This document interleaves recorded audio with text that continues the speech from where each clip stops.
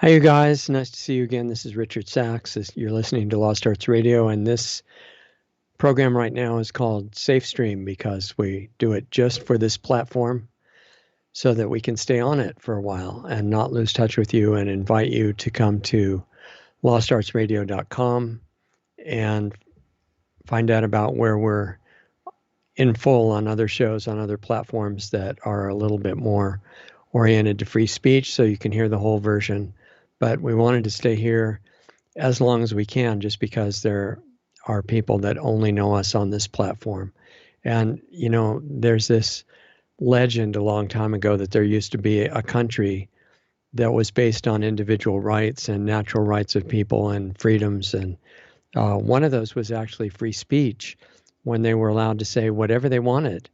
And the people that put that understanding in place knew that in order to have freedom in a secure way, you would have to allow people to talk about things that you didn't like or that you didn't agree with, and not censor them.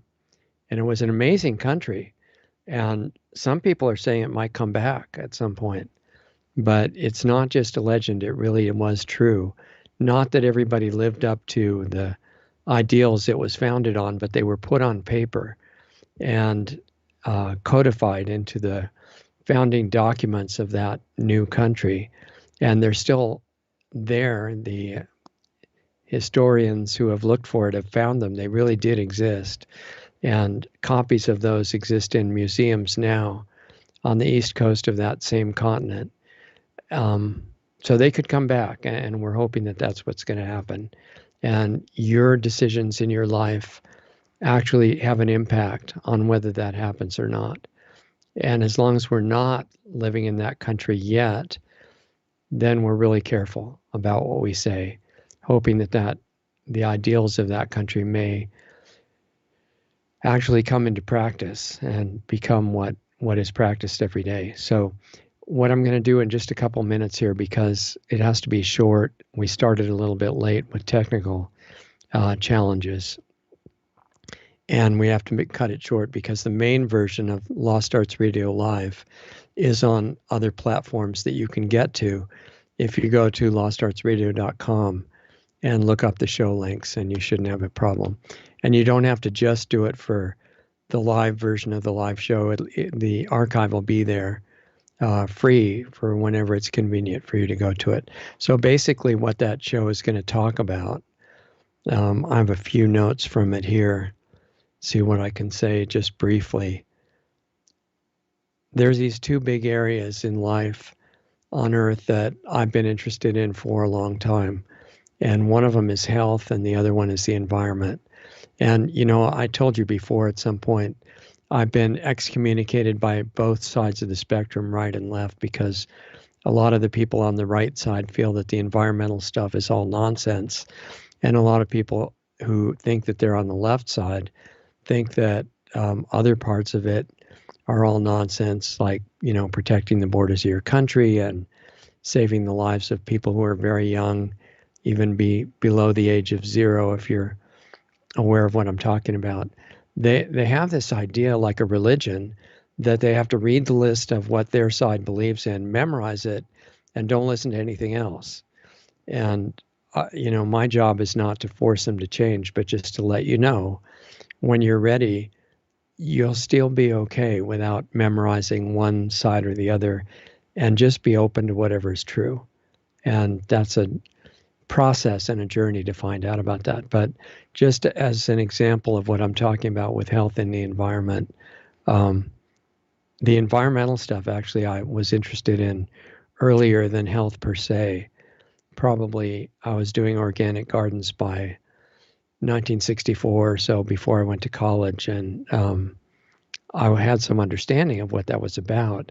And it's not a liberal point of view or a progressive point of view. It's just like kind of common sense. They used to have common sense in that country I mentioned as well, or at least believe that it was possible.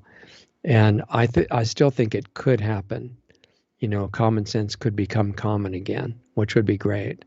And in this case, the common sense is that if your life support system of the planet is oxygen, sunlight, clean water, organic food, which just means normal food, not grown with poison, which is a very interesting thought that you could ever do that and be sane. Then you want to take care of the elements of that life support system. You don't want to bulldoze the whole earth because nothing can live on it at that point. It's not really very complicated.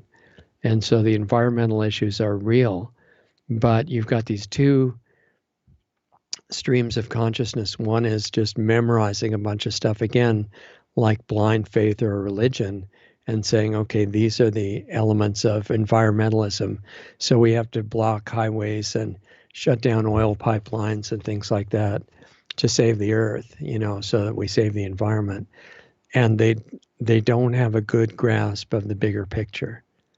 There are, just taking that one example, there are much better sources of energy than oil, petroleum, coal, and much better than solar, wind, which, the religiously environmental people think that everything has to be solar and wind. Those are, in their current state of technology, those are nowhere near zero-point energy technologies, and which have been available for a long time. And why are they not available now? They're being blocked by the same people that are working on destroying life on our planet. It's not that they're not perfected. They are. They're ready to go. They don't need 100 years of research. They don't need any research. They just need to have the people who are holding them and know how to implement them not be killed, because it's a big help in getting out a technology to the world if you think you'll be alive after you try to do it.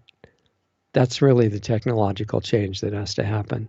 So this destructive element that is the group trying to do, they're actually orchestrating most of the destructive things on a world scale from a consolidated central dictatorial point way above individual countries, sometimes referred to as the New World Order, but it goes to a higher level than most people know. And it originates at a level that's not even human. And that's real. It's not a religion. It's not a belief system. It's not, blind faith. This is really happening. And they're using things that are intrinsically good, like legitimate concern to keep the environment healthy so you can live and future generations can live. And they're twisting it, saying things like carbon dioxide is a threat to humanity and life. If you're in doubt about that, the person that I've heard who's the most not dependent on government-connected entities for data, like NOAA and National Science Foundation and all of the weather organizations, and is really independent and amazing scientist. I don't even know if he's still alive because I now can't reach him anymore. Don Easterbrook. And we posted a great talk by him on lostartsradio.com, which should still be there, or you can look him up on this platform. I think he's even still there because they probably figure nobody will pay any attention to him. This guy's brilliant. And he took the data before the government agencies twisted it. And he said, look, there's no correlation, zero correlation between CO2 levels and temperature on Earth. None. And we talk about that in the full version of Lost Arts Radio Live in respect to the COP26 conference currently going on right now in Glasgow, Scotland. And Biden spoke there. The Queen of England spoke there. Some of the other royalty figures. Greta Thunberg, a big celebrity, spoke there. Other people who just won a prize. School kids who won prizes for environment projects and things. And the purpose of that conference is to twist a legitimate concern for environmentalism to make everybody agree with self-enslavement and extermination and destitution, destroying the economy. This is a big subject. It's not suitable for the minute or two that we have here. But the point of it is that you take a legitimate issue like care for the environment, which should go much farther, actually, than the people in the COP26 conference and the brainwashed environmentalists marching in the street to shut down oil pipelines. They need to understand that it has to go much farther. Everything needs to be ultimately 100% recyclable, just like nature. But you can do that without cutting lifestyle, without cutting abundance of resources. You don't have to go into self-imposed semi-starvation. You don't just shut down oil pipelines. You build the alternative. Then you don't need the oil pipelines anymore. It's really not that complex. So you've got these two forces coming together and finding out which one wins. And it's the same with health. There's this one train of thought that the way to get healthy is go to the professional health person, I think they're called doctors, and get poisonous chemicals and eat them. Those are called medicines. And that's really going to make you healthy. And when they start shutting down your organ systems, you take other poisons to make up for the first poisons. And then it's going to be fantastic.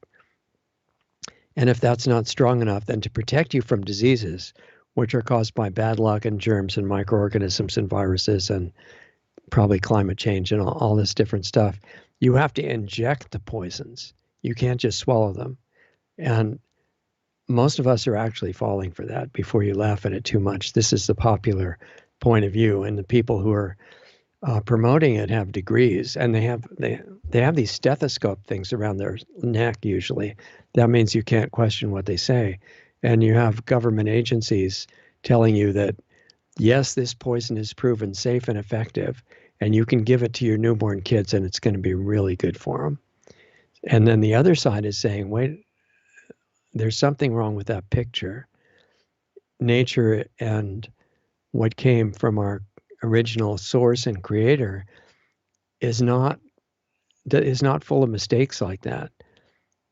You don't get a disease for bad luck or just because of genetic fate or because you were really unlucky and breathed in the wrong virus. Usually it's because you don't know things and you're making mistakes in lifestyle. And so these two different understandings of health. One would promote harmony with nature, real health, and immunity from disease that's natural, and ultimately higher consciousness. The other would promote sickness and death, and that's what they're doing now. So you have these two different trains of thought on a collision course, both of them speeding up, the awakening speeding up all over different parts of the world, and the oppression speeding up all over the world.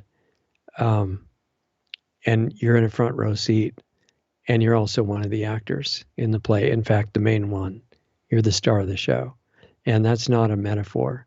It's true. And if you want to find out how to use that, do some exploration, because it would be too bad to go through your life without realizing the power that you've got to be the star of the movie.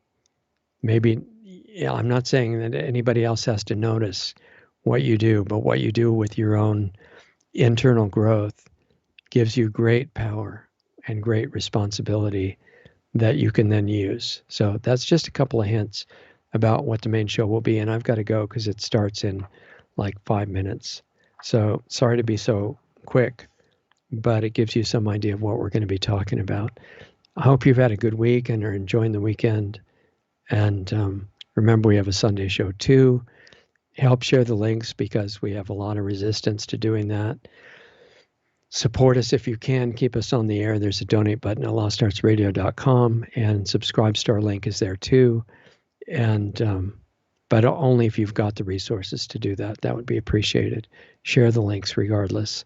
Take care of yourself as the highest priority. That's the most generous thing you can do, as keep yourself in good shape. And we'll see you here next time. Take it easy.